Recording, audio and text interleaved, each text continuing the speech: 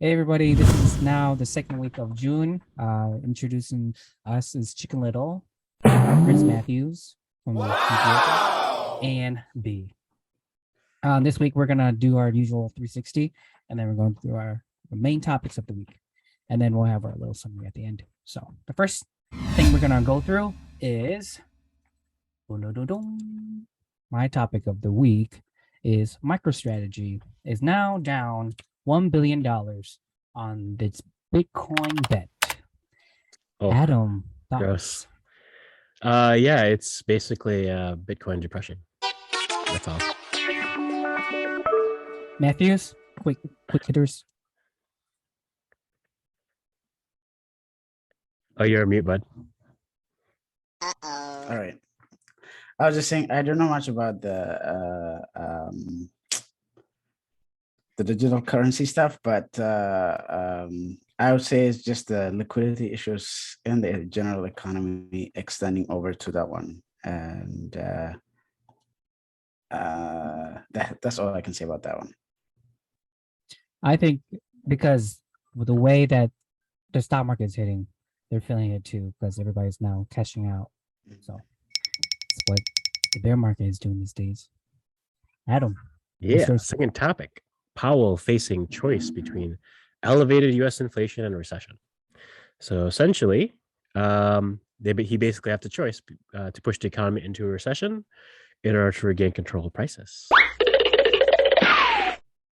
Matthews?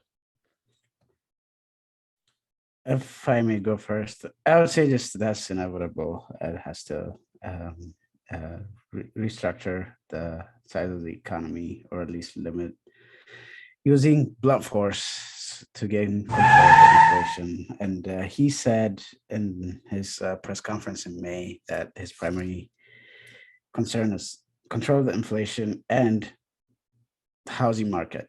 And so I think that's inevitable.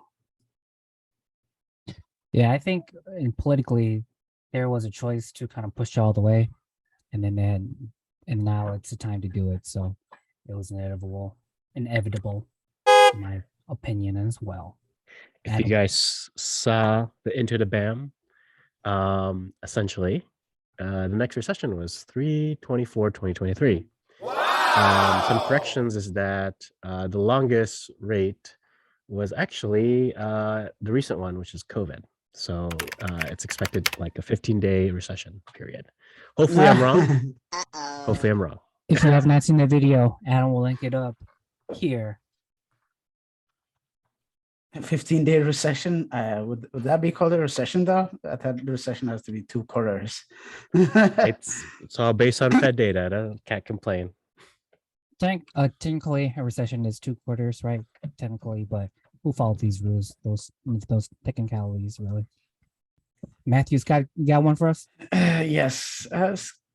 Along the same topic. Morgan Stanley CEO says he says a 50% recession risk. And all of them are saying that. And last week, I meant to bring it up, but I couldn't due to time constraint. What's his name? Jamie Dimon happens to say the same thing. He, in fact, said we should prepare for economic hurricane. What do you guys think? I'll go first on this one. I think on the same old topic, we're going to get hit with a bear market, and that's our hurricane. So I'm getting ready for Hurricane Katrina. I think it's a repeat of a little bit of the 80s and a bit of Roosevelt period of inflation. So not inflation, sorry, economic like contraction, taper tantrum. Yeah. Do you think do you think 1 minute? Okay, Matthew, go ahead. Oh, I was just gonna say that the forecast from all the major financial institutions is the same thing, but I think it's just they're trying to read the tea leaves and manage expectations of their investors. Do you think 40 seconds? Another topic. On this topic, do you think we're ever gonna see 0% interest ever in the United States with this use case? it was come close. You think Interest we're rate going to was see it it came again, close though? to zero. You think we're going to see it again with this experience? What do you think? Yeah, Really? yeah. I mean, no, I don't think Because so. take a look at Japan. They're the current just a pathway. So it's like if the feds don't have any any ammo, that's all they got. And that's over. 5 minutes. I told you. Now, now we're going to go through our top 3 topics. We're going to start up. Matthew, start up. Folks, this week we're continuing to discuss interest rates, the Fed, and reading the financial tea leaves. Well, this week, the article on Bloomberg says traders brace for 4% peak and Fed rate as bond rout intensifies. I believe Adam did a video about this, similar topic last week. And 4% peak is, excuse me, and Fed rate. I wonder what that would translate to in the market. Say if you want to borrow for mortgage or whatever, and for the average consumer, that just depresses the consumption overall and then hopefully gain control of the inflation in general. But what do you guys think? Do you guys think we're ever going to see the low zero rate that the Fed had for many years anytime soon in the future? In Go the ahead, near Adam. future, as in like 5 years or like 10 years, or In the long run, I guess that would be 5 to 10 years.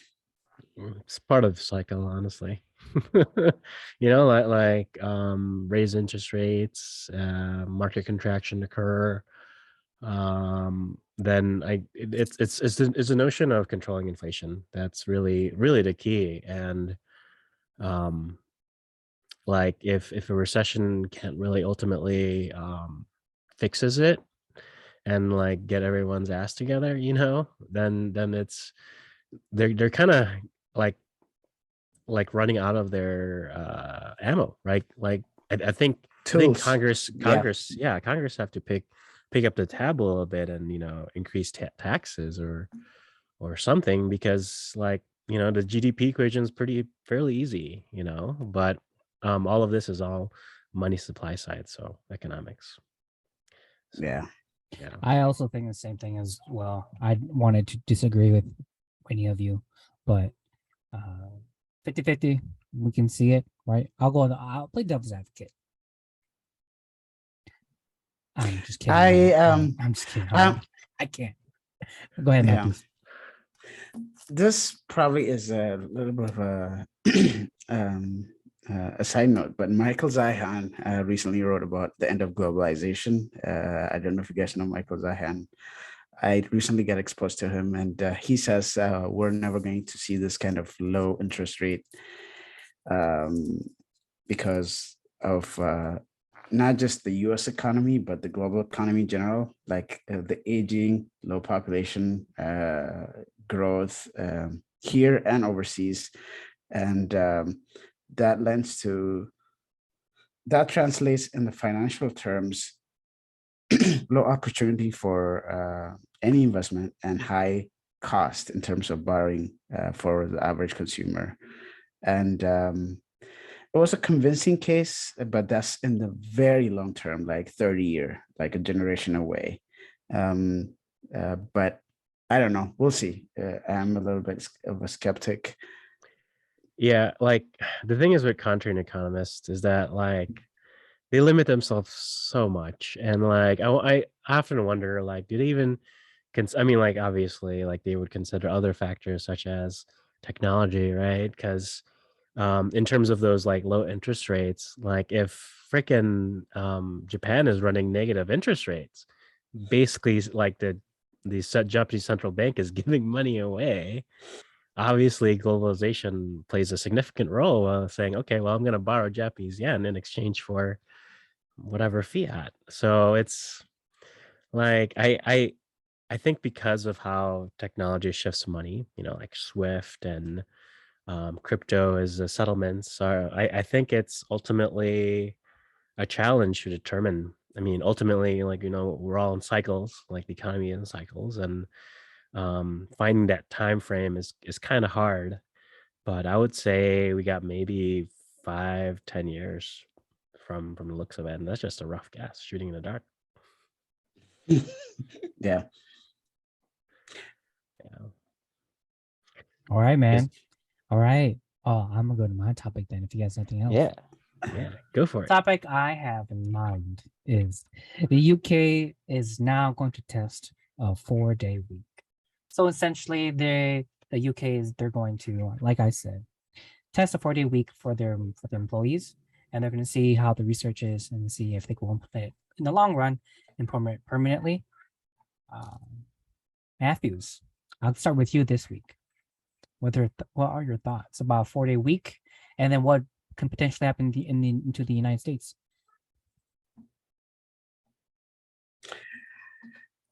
If it doesn't affect wages, if you earn the same amount and work less, I think it's beneficial. It will give people more leisurely time to do certain activities, and it might even be good for the economy because people have time to actually spend the money they earn. That way, I can see it could be a positive. But if it makes us less competitive and less innovative and also less productive in terms of the total economic output, well, that's for the UK, but if it translates into the US, is I guess how I'm discussing it. If it does that for them, then they can probably have another thought about it. That's how I think about it. But it could be a positive. It could be people. It could give people more time to spend the money they earn, and even have the time to update their skills if they want to go back to school, trade school, whatever, to stay competitive in the labor market. Adam. I was gonna answer in a way where it was kind of condescending to the whole country in general. But let's Let's not. hear it. Let's hear it. No. I love the UK. Like I worked in Okay. London, in the finance sector, and I love it. Like the culture, like the people are amazing. But like reasons why I started out that way is just like if compared to the US economy versus the UK, like the fact is we got more land, right? And we do a lot of like a lot of direct foreign investments occur in the US, like Toyota factories and all that, just to reduce the costs and whatever. But with the UK, a lot of the industrial stuff, it kind of disappears. I mean, it still lingers, right? But not as prominent as it once were.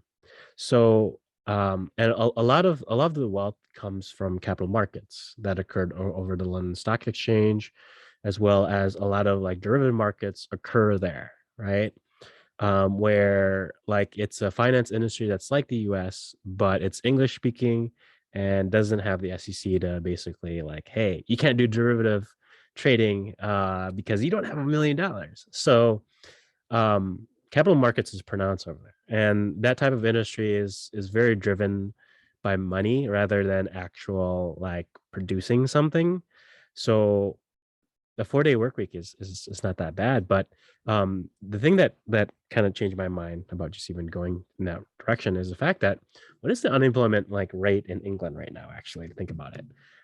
Because if you reduce the work hours of people, right, but if it's so it's 3.7, which is the lowest since 1974. I don't know, like in terms of like how much of the unemployment rate will like be influenced by that, but I am genuinely curious.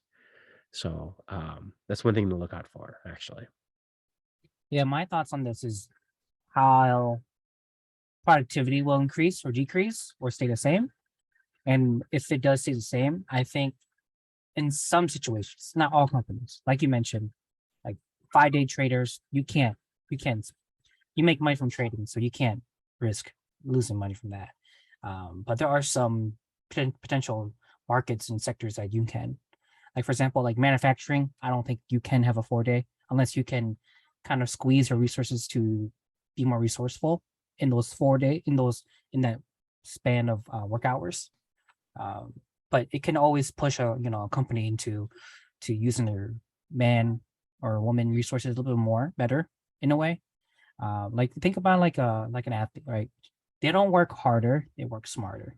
One is to do their skill, and two is to recuperate and recover fast, right?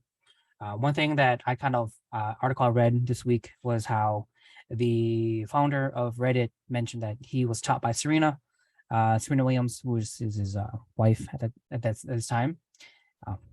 They're gonna be forever married. So just I mentioned that. He mentioned that he learned from Serena that he should not work at X amount of hours just to work hard, quote unquote hard. He should work as much so then he can use his time more wisely, and then so then he can focus more by recuperating, resting his body and mind, so then he can utilize his time more efficiently and better. So this study, you can say, not really like it's not gonna be mandatory at all. It's not a legal publication for the country to do it. It's just to see if it'll work for some sectors of the market. Looks like fish and chip shops to digital marketing companies. I thought that would be perfect if it's all digital kind of services kind of company. But if it's like a physical good or goods producing company, it's a little bit more hard to kind of put in that 4-day resource in. So services sector, I think this could work if productivity doesn't diminish or stay the same.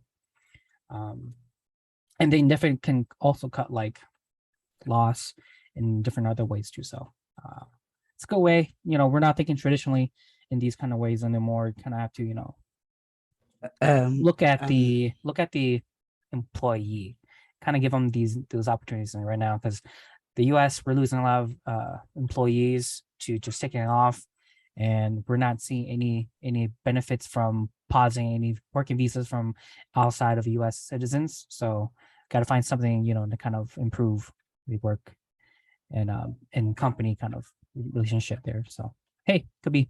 I think Adam Matthews, we had offline talk. You mentioned that there was like a California law that was passed. Want to go more into that? Well, I just read, I don't have the article up, unfortunately. I just read yesterday, California passed a 32-hour work week instead of 40-hour work week. So 8 hours down. And it barely made news, unfortunately, but it's an interesting experiment there as well.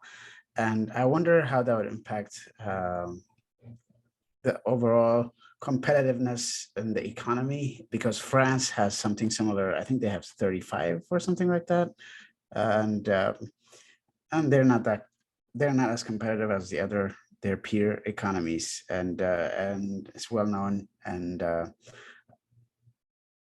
yeah,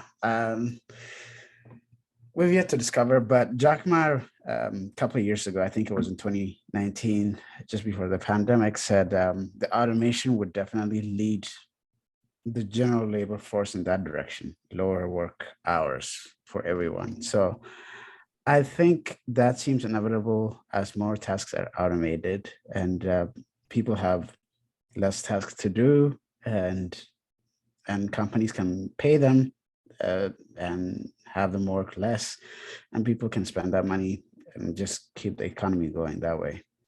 Cool. But all right. Thanks, Matthews. All right. I think Adam is a little itching over there for his topic. Let's go. I was gonna say, is Elon Musk sponsoring this podcast? Because I wish this is the second week that the topic of Tesla hasn't been on our radar. Yeah. Because we deserve Model 3s, man. We all deserve Model 3s. So apparently There's so many Somebody's thinking regulatory about issues. it. Be careful because there's a lot of safety crackdowns on Tesla vehicles. For one example, the automotive news that I shared with you guys, essentially they were driving their Model 3 sedan and the autopilot crashed into a parked fire truck, right? So that's one issue, right? And people will say, oh, that could be one issue, whatever. Yeah, yeah, yeah. But essentially, there are a lot of regulatory issues out there that Teslas have. The one that's you can find all this. It's called violationtracker.goodjobsfirst.org. So if you want to invest in a company, That sounds or very if official. you want to see what your company is like violating in terms of regulatory stuff, this is a good website. It might not be as like newer because some of those stuff like the National Highway Traffic Safety Administration, I don't think issued a fee. It's more like an investigation. That website basically kind of like state the penalty amount and not the investigation. So there's obviously a lot more research to do this. And so far, as of 2020, or penalties total since 2000, there's 44 records that Tesla had to pay 88 million. You know, like whatever valuation you use for Tesla, that's not a lot, but there's a lot of issues with the company. Like for example, like the most recent one that I saw on social media is that that when you use the recirculate feature on any Teslas, it actually caused more carbon dioxide. And so, and then Elon Musk addressed this on Twitter and just said, "Hey, just don't use the recirc." And I'm like, wait, what? That's not a good advice. So anyways, that's all I got to say. Your guys' Hold on. thoughts. Hey, so does that so it emits more CO2? Does that mean it will on comparing that with gasoline? What's worse? Did they say that or no? It's inside the car, so like more CO2 inside the car. car. Yeah, Oh, which so is you're basically ironic. sleeping. You're basically sleeping, huh? That's not fun. All right. I'm Sleeping gonna or getting wait 10 poisoned to years. death. I'm gonna wait 10 years for they to get it right? Building the models and everything, and then getting their AI autopilot system kind of get corrected because every time their car kind of goes through traffic, it gets better. So looks like this accident was in 2019. No, that accident was wait, sorry. I was looking at so many one. That one was in 2019. Yeah. Okay. And then so yeah, the EPA one was I think last month. I see. Yeah, Very the carbon unfortunate. dioxide one. Yeah, that's very unfortunate. But you think about it, like the way the system for I think Tesla's works is that for every mile gets driven, it logs in data, and once it gets more and more data, I think it'll get better. But at the moment, I'm not risking myself to do autopilot. But I thought there was like a policy saying that drivers should always be aware while driving autopilot. So I'm not sure. Right, but could it be user? Is it user's fault too, or on the compliance side, right? So then Tesla's not on the hook for these kind of things. I'm pretty sure there's like lawyers right? and everything like that. Yeah, right. but like Matthews, do you remember when we had Indian food, like probably last month or whatever, and we were driving off of Hennepin, and then there was like a Tesla that crashed into like a jewelry store. I guess it looked like it got T-boned or whatever. I'm just like, yeah, to like a balloon store. I kid you not. It was off of Hennepin, but I don't. Yeah. Anyways, go ahead. I think the 88 million doesn't sound a lot, but I think there's still a lot for a company that's, I mean, for Tesla, because I remember a few months back, Elon wrote an email to all of the employees saying, "Don't be fooled by the stock market when the Tesla stock ticker price went all the way up. I think it was like close to 700 or something. I don't remember what the exact price was." And he said, like 1K, man. There you go. He said, "Don't be fooled. don't be fooled. This is not actual.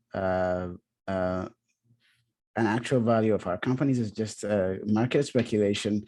Unless we actualize what we say, it's never gonna matter. So even the 88 million counts towards that in terms of, is it gonna help them actualize their future projects, or is it gonna eat away from it? And I would say, if this keeps piling on, I think the future is a bit uncertain for Tesla. And even other competitors have entered the market in terms of the electric vehicle. GM's going all electric in many of its product lines. And even Toyota has gone hybrid and they're considering going fully electric. And the European Union is thinking of passing, I think the European Union and some other countries that are not in the EU, such as Norway, are thinking of passing. All vehicles are required to be electric, I think after 2025. And this kind of enforcement gives other companies incentive to innovate and enter that area. And Tesla has less future if this continues. When you think about it, that's the different. The market's a little different though. Tesla is more like Yeah. a luxury brand, like the Ferrari, right? So it depends on where they kind of place the car. I know. I was just. I don't know. Like like a I Bugatti, for always- example, they're all customized. They're still there. I always thought that that was the case until they released a Model 3, and then that was them trying to make it cheaper. Yes. So like time's up. Yeah, is it? Sorry, Adam. Sorry, Adam. No, you're I'm good. so You're good. sorry, You're man. good. So Paid sorry. sponsor by Elon Musk. Just kidding. But yeah, you think about the higher points of the cars, like the higher battery, they're all 6 figures and above. So the Model 3, I think it's like a really entryway to get them into the market of their vehicle, and then we'll sell them. And I can, upsell you, and then you can go to the Model S, Model X, or the truck. I would say like there's definitely articles where like 25 wrong like things that you should know before buying a Tesla. And a lot of it is, well, I wouldn't say a lot of it, but some of it's like the tax credits. You don't get a tax credits. It's because Tesla sold all of their tax credits. It just said fuck you to the consumer. So like if you get a Tesla, you can't deduct your taxes. The other things is like the maintenance, just a slow workaround. It's expensive parts. Yeah. So like to all our viewers, just do your research. Like I'm not saying Tesla's a bad brand. Like hands down, they're a leader in terms of electric vehicles. Well, at least they're trying to be. And despite all these like regulatory stuff, like it's a car company. Obviously, there's going to be some issues, but just be careful.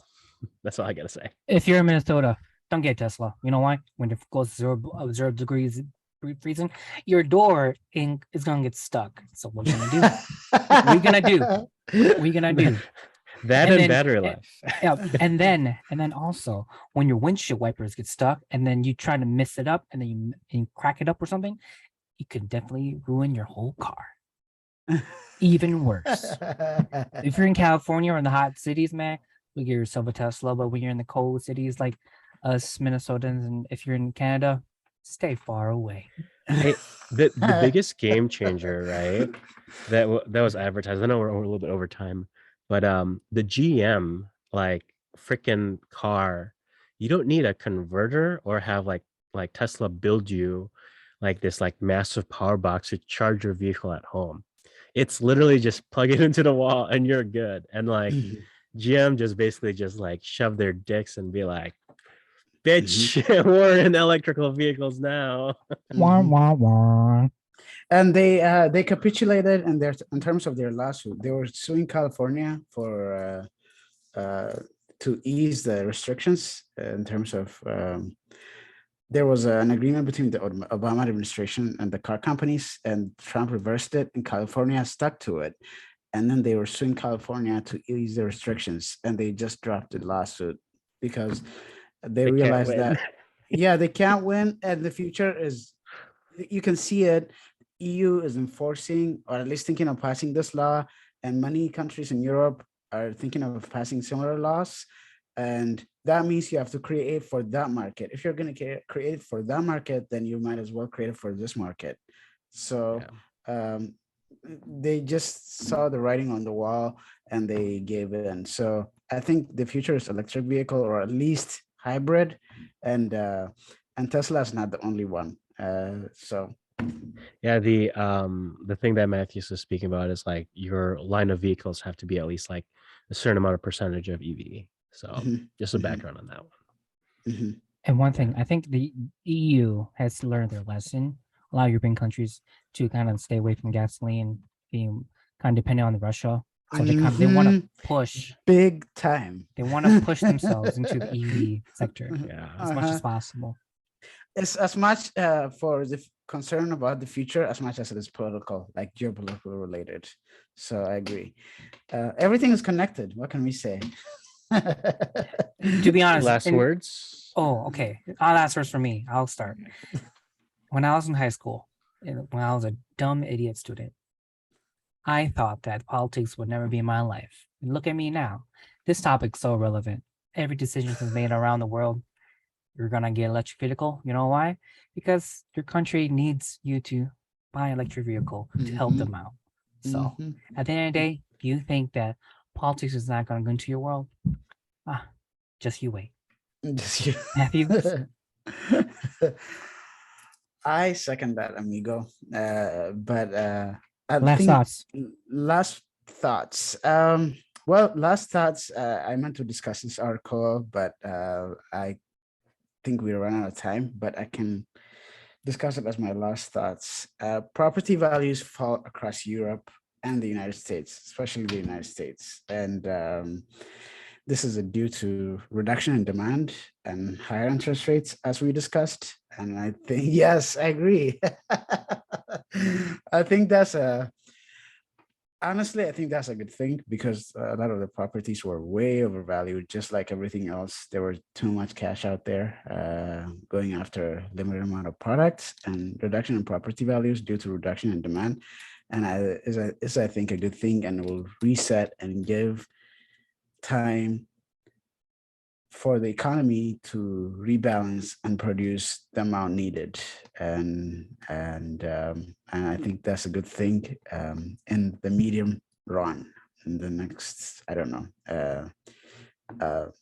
18 months and beyond. So I think that's a good thing. And if you're a first-time home buyer, or trying to buy your second rental property, or anything like that, I think you should celebrate that, because even though the properties might be lower, you will have access to more inventory that you currently don't have, because there are a lot of bids for one property. Or that's all I can say. Hey, just a little bit on that. Price of lumber went down a little bit. So, hey, Adam, that's you know, these last words for me has always been a conflict. It's either comfort or helpful, and I think or neither. I'm just kidding. I think I'm gonna be helpful. I would say like around this time, and then until March. Hopefully the predictor is not true. Save your money, and I mean that by cutting all your cost. Interest rates and all these prices is going to eat away up your just regular stuff. So this is a good way to reflect on what you need in life, and either Marie Kondo it and erase everything, or just cold turkey or something. And try a different methodology. It's out there. Maybe I'll create a video on budgeting. I did that for my soldiers back in Kuwait, so we'll see. Hey, maybe we'll get another one for us viewers. You never know. All right, guys, that's it for our second week of June. Don't forget to like and subscribe our video. Our social media accounts will be coming up soon. It is my duty to create them. So we'll see you in a bit. We're gonna say goodbye from Chicken Little, Prince Matthews from Ethiopia. Yours truly. The sky is falling. Hey guys. Bye. Bye everybody.